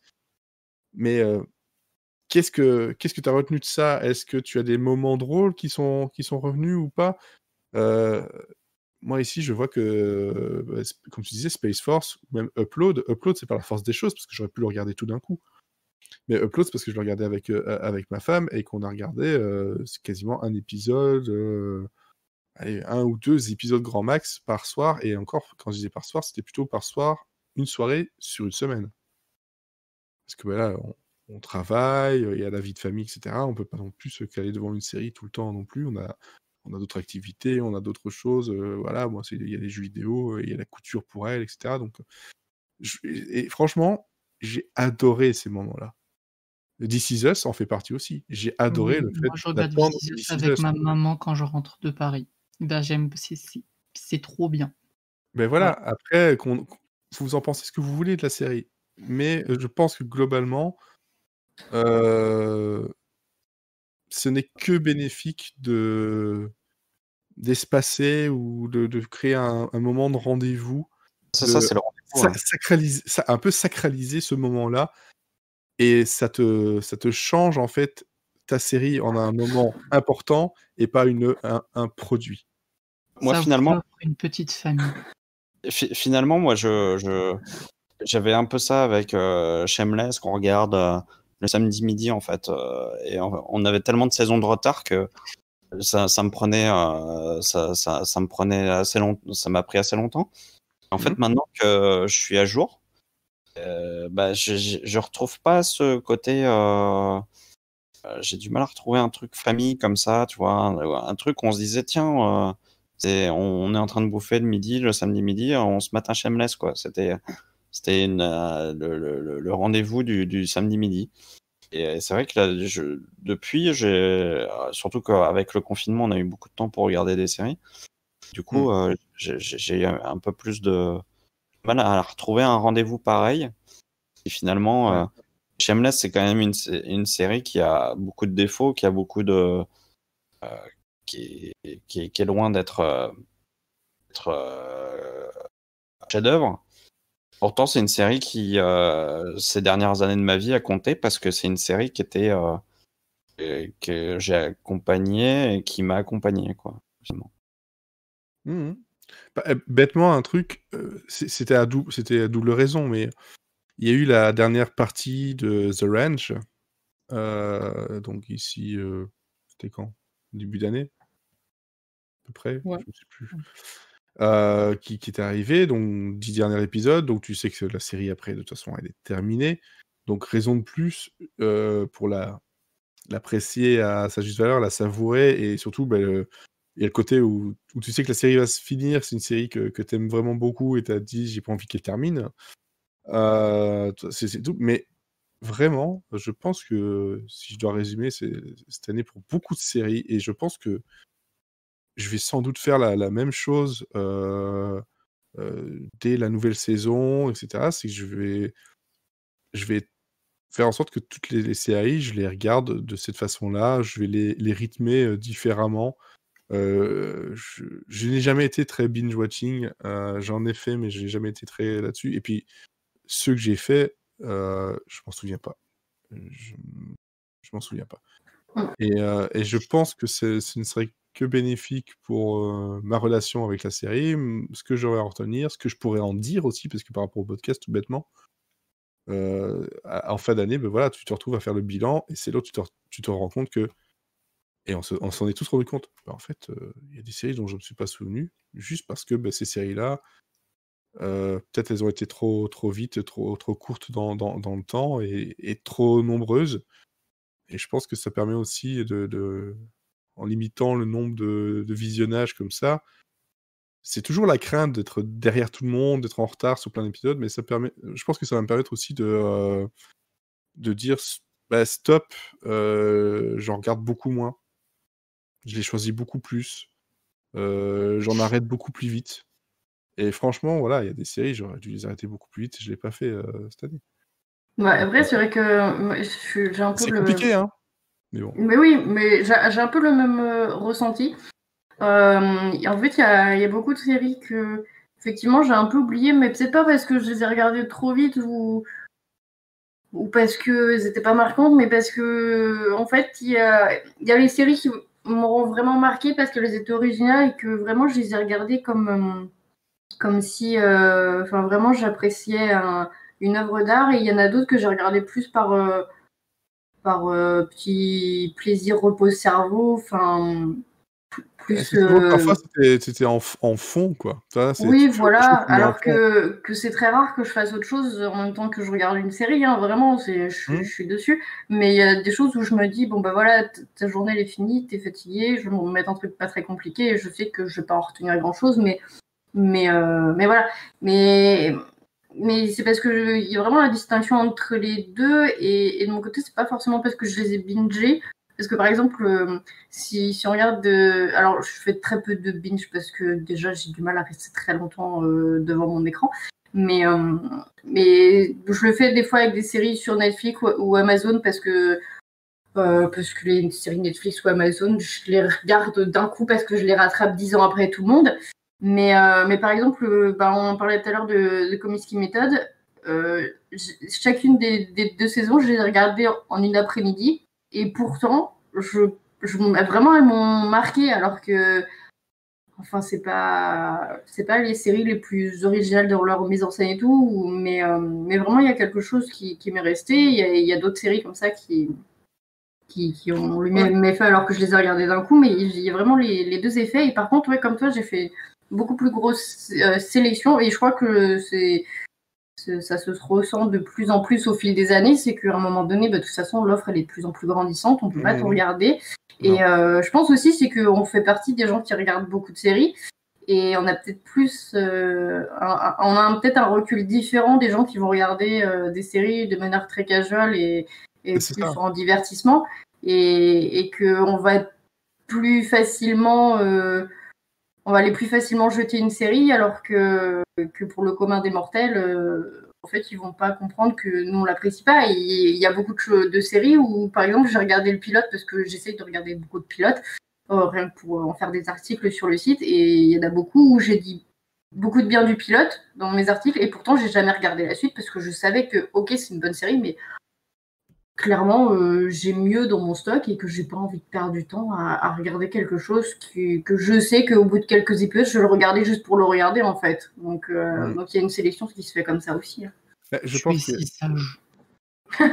pense aussi qu'il y a un truc qui se passe, c'est que effectivement on fait partie des personnes qui regardent beaucoup de séries, ou en tout cas il y a des personnes qui vont consommer peu de séries mais qui vont consommer beaucoup de contenu. Et donc ça va être à peu près la même chose aussi avec par exemple les vidéos sur YouTube. Est-ce que tu as retenu quelque chose d'un truc que tu as regardé sur YouTube ou pas?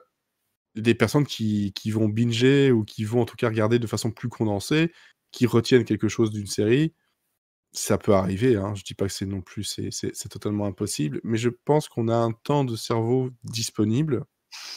Ah oui, c'est limité, hein. Qui est de toute façon limité, et c'est clair et net, mais qui en fait faut savoir ménager. Parce que si tu le saoules, ou si tu l'assommes de contenu, tu finis par l'endormir. Et donc, peu importe ce que tu vas regarder, bah, globalement, tu n'en retiendras pas grand-chose, ou en tout cas, au mieux les grandes lignes. Mais tu n'en retiendras pas non plus, bah, pourquoi tu as aimé, en fait. Enfin, c'est un peu compliqué, mais je pense que vraiment c'est ce que j'ai fini par comprendre justement en faisant ce podcast-ci et en regardant les séries cette année, c'est que, et puis bon, bah, tout un tas d'autres problèmes que j'ai eu de façon personnelle aussi, qui m'ont obligé un peu à retourner sur un focus plus léger. C'est que tu finis par t'endormir le cerveau, même si les séries sont très, très bonnes, qui racontent quelque chose de très, très fort, peu importe, on va me dire: «Ouais, c'est parce que tu regardes que des comédies». Faut arrêter de mal parler des comédies, hein, elles racontent souvent beaucoup plus de choses que n'importe quel drame. Mais peu importe ce que tu vas regarder, tu vas finir par... c'est ça, tu vas avoir ton cerveau à l'état de Trump, quoi. Les séries, c'est comme une boîte de chocolat. Si tu les manges tout d'un coup, tu ne feras pas la différence entre le caramel et le chocolat blanc. Non, mais c'est ça. Et que ce soit avec ça ou bêtement, on parlait, je sais plus, il y a un moment, avec des films d'horreur, des personnes qui... Moi, ce que j'en pense, c'est que ce genre de truc, je regarde pas tant que ça, et quand j'en regarde, je flippe vraiment. Ou en tout cas, les thrillers, tout ça, je flippe vraiment. Des personnes qui vont regarder ça beaucoup, beaucoup, beaucoup, ou des livres qui vont lire beaucoup de polars, etc. Si t'en lis beaucoup d'affilée, au bout d'un moment, ton cerveau, il a une certaine accoutumance, un certain niveau qui est truc, et en fait, finalement, tu n'apprécies plus le nouveau contenu de la même façon. Tu vas pas voir ce qu'il a vraiment de différent, ou s'il est trop Oui, puis proche de l'autre. après, t'en as tellement lu, c'est qu'au bout d'un moment aussi, t'es habitué aux ficelles, et du coup, tu vas voir que ça en disant « Ah, bah, c'est encore la même chose » alors que tu vas pas voir qu'il y a peut-être quelque chose en Après, c'est plus vrai, derrière. c'est ça. Après, c'est vrai qu'il y a parfois des créations qui utilisent les ficelles que toutes les autres ont déjà utilisées depuis des années, et qui vont pas le faire de façon très intelligente ou de façon tout à fait nouvelle. Mais s'il y avait dans cette série-là, pour revenir aux séries, un tout petit truc d'originalité ou un tout petit truc différent des autres, mais tu seras tellement assommé et tellement omnubilé parce que tu as été assommé que finalement tu vas pas voir en fait la différence, ou tu vas pas la faire ressortir, et tu vas te dire bah ouais, finalement je l'ai déjà vu, quoi.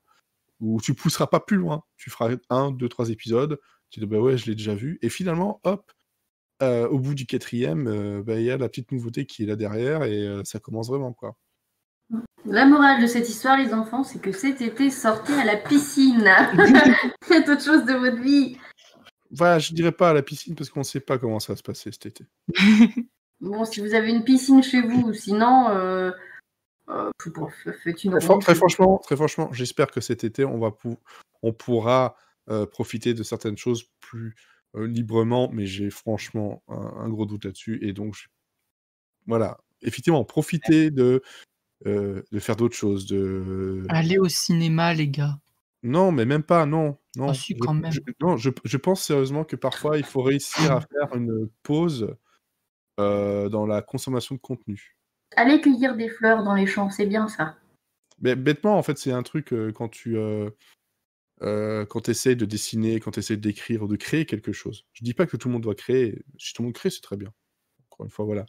Mais c'est pas en restant à t'assommer de contenu que tu vas finir par avoir le truc qui va arriver, ou en tout cas à rester concentré sur un truc, que tu vas arriver à avoir le petit déclic. C'est quand tu vas t'en écarter et que tu vas essayer de faire des choses à part que tu vas y arriver. Genre, faire une promenade, c'est très très bien. Faire du vélo, c'est très très bien. Mais je pense que ça ne peut être que bénéfique sur votre relation à la série, relation à la création, relation à ce qu'on vous raconte, et à comment vous allez le vivre et pouvoir justement l'apporter aux autres, le raconter aux autres. Quand tu as mieux compris quelque chose, c'est beaucoup facile de dire regarde cette série-là parce que.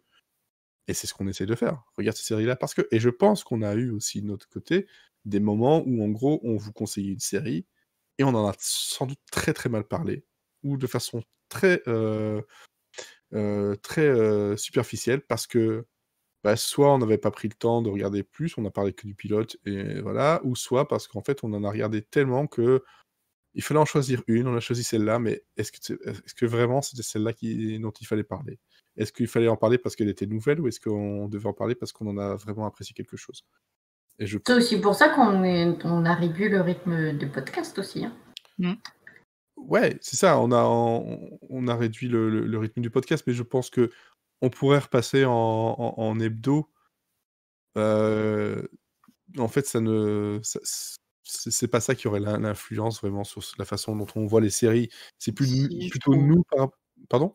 Si, moi je trouve que oui. Au Mais début non, de l'année, justement. moi j'ai fait que cette année, et au début de l'année, quand on était en hebdomadaire, je vois pas plus ou moins de séries qu'avant, mais c'est vrai que, comme tu dis, je parlais de la nouveauté, qui j'aimais bien, hein, mais t'as pas le temps autant d'aboutir ta réflexion sur la série que si tu l'as fait sur 2 semaines. Mais justement, toi, c'est ça le truc, c'est en gros, je sais pas, encore une fois, pour l'instant, on est en bimensuel. Si on repasse en hebdo, on verra, j'en sais rien du tout. C'est une question qui revient de toute façon très souvent, et voilà, vous qui êtes ici avec moi, vous le savez très bien. Mais je pense que c'est ce qui a permis de pouvoir faire le recul, mais ça permet aussi de se dire que est-ce qu'on est vraiment obligé à 100% de ne parler que de nouveautés? Non, mais justement, c'est que nous, on a été là souvent et que, au bout d'un moment que tu fais toutes les semaines, ça implique que quand même tu aies regardé assez d'épisodes d'une série pour en parler, mais faut que tu aies le temps de regarder tout ça et au bout d'un moment, tu te retrouves à parler que de nouveautés parce que tu as fait le tour un peu de la question et que ce que tu avais regardé avant, tu as déjà parlé de ce qui te plaisait et ce qui reste, tu n'as pas forcément le cœur à en parler. Et voilà, du coup, quand on fait beaucoup d'épisodes, au bout d'un moment, on pioche dans la nouveauté parce qu'on a épuisé notre stock de ce qu'on a regardé avec beaucoup d'épisodes.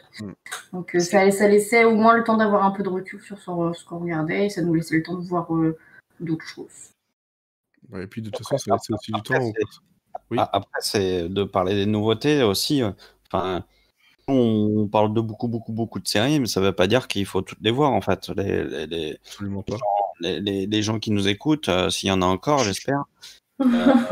Si vous les regardez toutes, vous êtes des gros malades dans votre tête. En fait, ils vont vous aime bien piocher quand même. dedans, et puis l'idée, c'est justement, c'est de pas pousser à la consommation. Et c'est aussi pour ça qu'on fait ce genre de discussion. C'est pas de dire regardez, il faut absolument voir ça. Et l'idée, c'est de dire voilà, telle série parle de ça, il y a telle réflexion, ou alors c'est drôle, ou alors voilà. Et peut-être que ça, du coup, ça va intéresser la personne. Alors, c'est pour ça,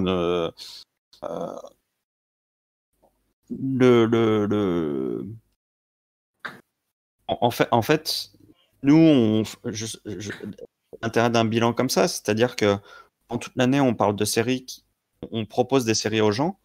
Et l'intérêt de voir circuler au niveau du mois de juillet, c'est de se dire, parmi tout ce qu'on a conseillé, qu'est-ce qui reste vraiment, en fait. Et, ça, c'est comme tout quand on lit des livres.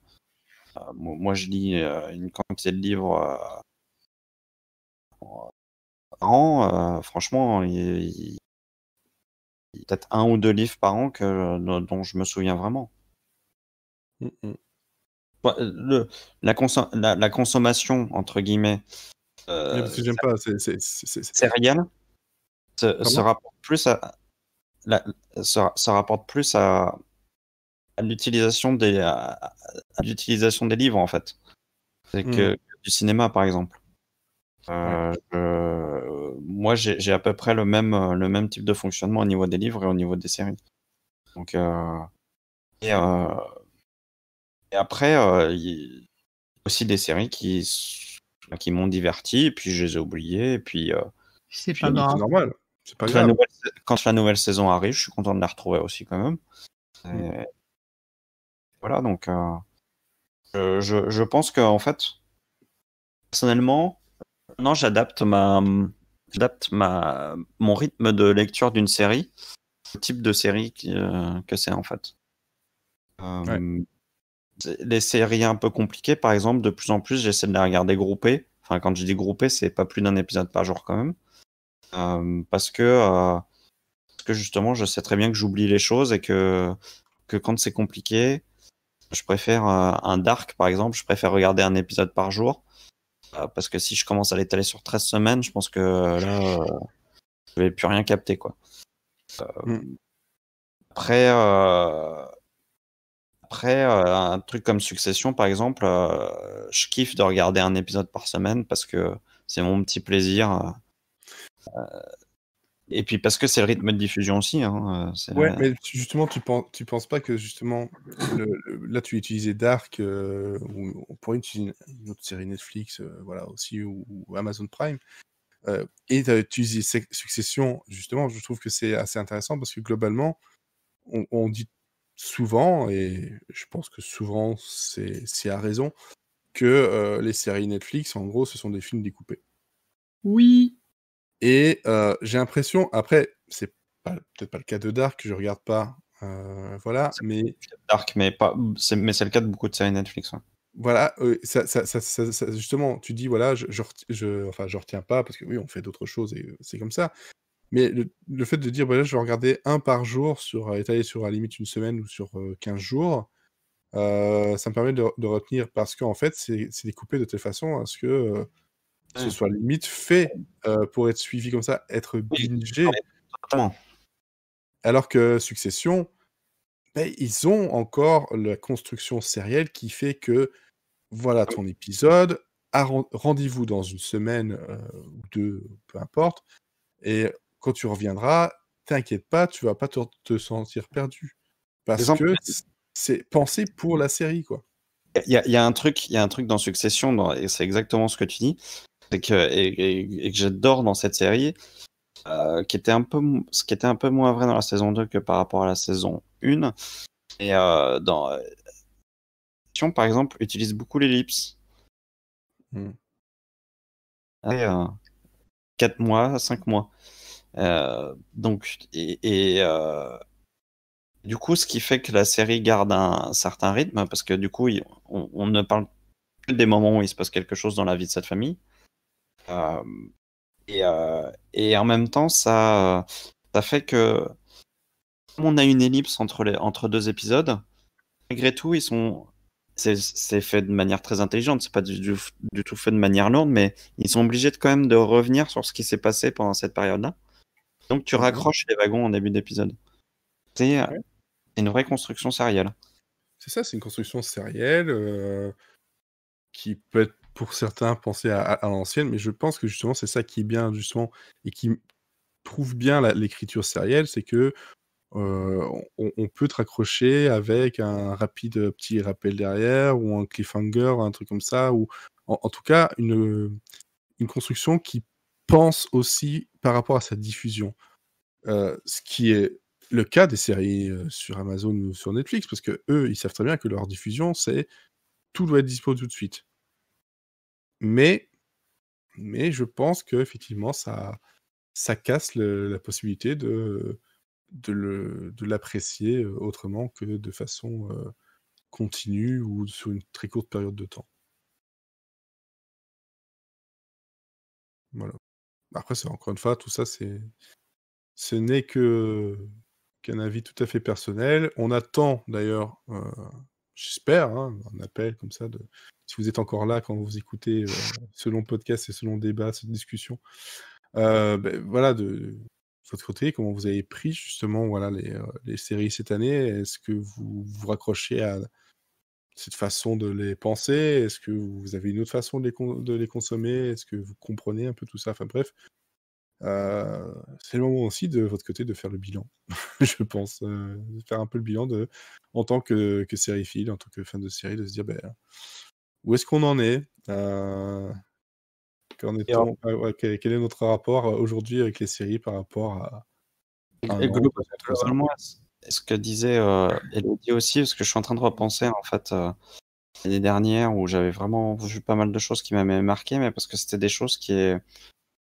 sortaient vraiment de l'ordinaire. Je pense notamment à Euphoria qui amenait une nouvelle écriture, qui a amené une nouvelle façon de montrer les choses. Et je trouve que, en fait, c'est pour ça que j'ai insisté un peu sur mon bilan au début. Sur le fait que qui m'a vraiment marqué, c'est des suites, enfin, c'est des saisons 2 de ce qui s'est passé l'année dernière. Parce que je pense qu'aussi, malgré tout, les créateurs, ils sont humains.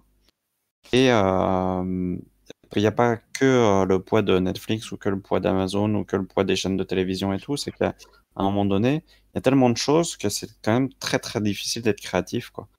Que mine de rien, on revient toujours sur les mêmes choses, sur les thématiques, sur mêmes façons de montrer les choses. C'est pas du tout une Mmh. critique ce que je fais. C'est-à-dire qu'il y a un moment donné où c'est normal.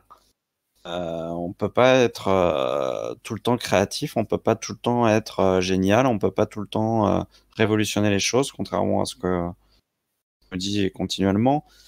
Et c'est déjà au cinéma, c'est pas le cas, alors qu'il y a quand même beaucoup moins d'œuvres créées par an. Euh, et en fait, finalement, ce qu'il faut, c'est peut-être avoir une vision sur 10 ans, en fait, sur Et comme les livres, il y a je sais pas combien de sorties par an qui, qui sont effectuées. Au final, quels livres vont rester dans l'histoire, quels livres vont être lus dans 40 ans? Mm, mm. Dans peut-être, une dizaine. Donc, c'est pas, on peut pas être génial tout le temps. Je Non. pense que cette année n'a pas été une année folle en termes de créativité. Il y a eu Non. des très bonnes choses, rien qui a vraiment, qui a vraiment créé une nouvelle manière de s'exprimer. Non, Je- et puis est-ce que vraiment c'est ce dont on a besoin? C'est ce que le public recherche? Est-ce que vraiment c'est possible? Mais il y a, en fait, on peut raisonner en termes de ce que le public a besoin, mais on peut raisonner aussi en termes de précurseur de quelque chose, d'être prescriptif plutôt qu'être. Et ça, je pense que tout le monde cherche à l'être malgré tout. Oui. Euh, et, euh, mais globalement, je pense qu'on va arriver, on va arriver. C'est presque une inverse de la courbe de quantité, c'est-à-dire qu'en termes de qualité, Mm. encore une fois, c'est pas une critique parce que non, c'est pas en termes de qualité, c'est en termes de créativité. La qualité, on va toujours la garder. Par contre, en termes de créativité, en termes de renouvellement, je pense Ouais. que forcément, on va arriver dans un creux parce que il y a tellement de choses qui sortent que créer autre chose, c'est très compliqué, quoi.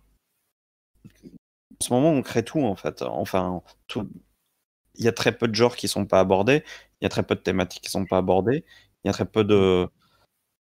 Et finalement, il va falloir se renouveler dans ces choses-là et c'est pas évident parce qu'il va peut-être falloir 5 ou 6 ans avant de. Justement, quand le public en aura marre, il faudra raconter l'histoire d'une autre manière. Et c'est peut-être l'occasion justement par rapport à cette crise, etc., qui recule, il repousse toutes les productions, de se poser des questions, de prendre un peu plus de temps de réflexion sur ce qu'on a vraiment envie de Ça, créer et c'est de montrer. Le problème, c'est que c'est dans l'idéal. On voit très bien comment ça se passe quand on Oui, fait bien sûr. l'extrapolation sur la société. On était tous là à se dire, ah bah ouais, le confinement, c'est bien, ça permet de réfléchir sur ce Bah, qu'on pas va du tout. faire après. Et puis en fait, on a déconfiné. Maintenant, on est tous repartis la tête dans le guidon et on n'a rien du tout. Globalement, on n'a rien changé, quoi. Non. Je pense que il va falloir. Parce que c'est pas ce type-là de crise qui va amener un changement. Ça va être plus une crise d'audience ou. Ouais. Et qui sait, ça se trouve, la télévision française sera précurseur dans un nouveau type de. Parce qu'ils sont dans ce creux-là, justement. Ouais. Peut-être que. On sait jamais. Ouais. C'est ça. Il faut aller rechercher le spectateur et. Ça cherche, hein. Ça cherche. Je pense que tout le monde. Globalement, tout le monde est au courant de ça. Et alors, il va toujours y avoir Netflix qui va continuer parce qu'eux, ils ont vraiment besoin de contenu. Ils s'en foutent. Il faut que ça tourne, ça tourne, que ça tourne, que ça tourne. Et Mm. globalement, je pense que les chaînes, par exemple, euh, elles vont être obligées de se renouveler parce que sinon elles vont perdre leur public. Donc là, je pense que ça réfléchit grave dans tous les bureaux des décideurs européens et internationaux. Mm. Et je crois vraiment qu'il n'en ressortira rien de ces réflexions. Mais je pense que ce dont on a parlé ce soir, ils en sont totalement conscients. Il faut espérer. Il faut espérer, effectivement. Enfin, je pense qu'on va clore sur ça, sur des trucs super joyeux, dis donc. Mais vraiment, on attend de votre côté aussi, voilà, justement, de prendre part à cette réflexion et un peu commenter tout ça. nous, on se donne donc rendez-vous aux alentours de fin août, début septembre. Je pense à peu Et près. tout bronzé. Pardon ? Frais et tout bronzé. Voilà. Entre-temps, pendant cette pause estivale, de mon côté, et peut-être accompagné, on verra, on en discutera, mais en tout cas, voilà, moi, je sais que je vais lancer mon rewatch que je n'ai pas fait depuis longtemps, vraiment, de Trial and Error, où je vais vous en parler en podcast, un format court, mais de quoi tenir pendant ces 8 semaines, c'est ça. Et peut-être même que j'aurais pas terminé au moment où on va revenir et que ça viendra compléter en plus, j'en sais rien. En tout cas, voilà, je sais pas quel rythme, ça dépendra de pas mal de choses, mais voilà, en tout cas, il y aura de quoi écouter et surtout, voilà, de quoi discuter sur cette série partie trop tôt. Voilà. Ouais, mais mon cœur saigne encore maintenant. Oui. Ouais. Et le pire, c'est de voir que Jeff Astrof était sur une autre série, une autre comédie, etc. Et qu'avec tout ça, on sait pas où ça en est. C'est tombé dans les larmes. Bref. Et vous, de votre côté, qu'est-ce que vous allez faire ? Oh là Rattraper le retard ? Ça s'annonce joyeux. Oh, on fait un podcast de la dépression. Non, moi je vais travailler et puis je vais regarder Hamilton en boucle et en boucle, je pense. Donc si vous êtes triste, regardez Hamilton et vous irez mieux. Ouais, ne faites pas comme moi hier soir avec ma femme. J'avais jamais vu, mais de Notebook, là, n'oublie jamais. C'est pas le bon choix. Mais Ah, regarde Hamilton, ça ira mieux. C'est pas grave. Ouais, mais j'ai pas encore Disney+. C'est vrai. Et ben, à la rentrée, tu pourras croire tout ton été que tu pourras le voir. Puis c'est ça. Ouais, je pourrais regarder. Élodie. Voilà, moi je vais manger des fraises et C'est un bon plan. Peut-être parler de savant fou. peut-être parler de ça. Mais ça, de toute façon, ça sortira plus tard. Hein. C'est dans l'œuf, mais non, je vais, oui, rattraper mon retard de série, enfin une partie. Parce que de toute façon, il me faudrait des années pour rattraper maintenant. Et dormir, c'est bien de dormir un peu, et puis travailler, parce qu'il faut manger, malheureusement. Et sans doute continuer à streamer les jeudis soirs sur ton Twitch. Oui, si je trouve des jeux. Tu trouves des jeux, effectivement. D'ailleurs, petit message, il n'y aura probablement pas de stream cette semaine, à part si on joue à Borderlands, mais sinon je pense Ouais, que si, c'est Borderlands, c'est prévu de mon côté, normalement. Bon, c'est bon. Mais il n'y en aura pas d'autres de mon côté, voilà. Et toi, Olivier ?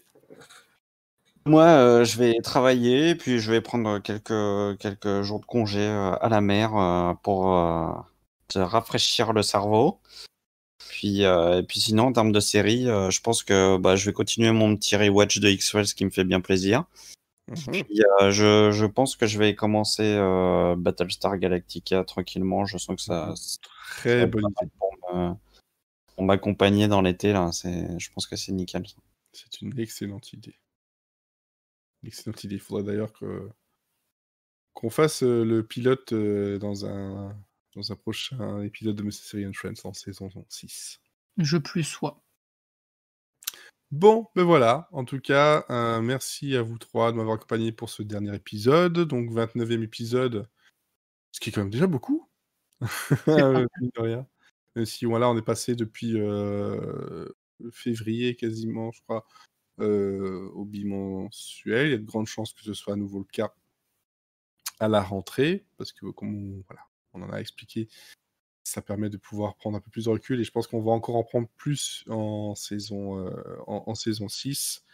Il y aura aussi du Mon ami Schwarzy, je pense, quelque part là-dedans. Bah oui, on oublie pas. Recall. Voilà, il y a Total Recall dont j'ai lu la nouvelle, et c'était cool. C'était bien cool. Maintenant, il faut que je re-regarde le film pour que ce soit bien cool aussi. Mais voilà, on a de quoi faire et de quoi vous accompagner jusqu'à ce qu'on revienne de façon plus régulière. Allez, bonnes vacances à vous, bonne série Vacances. et bonne Jovi et tout ça quoi. Bisous, Des bisous. Et le son ne se lance pas, c'est ça? Ah si, voilà.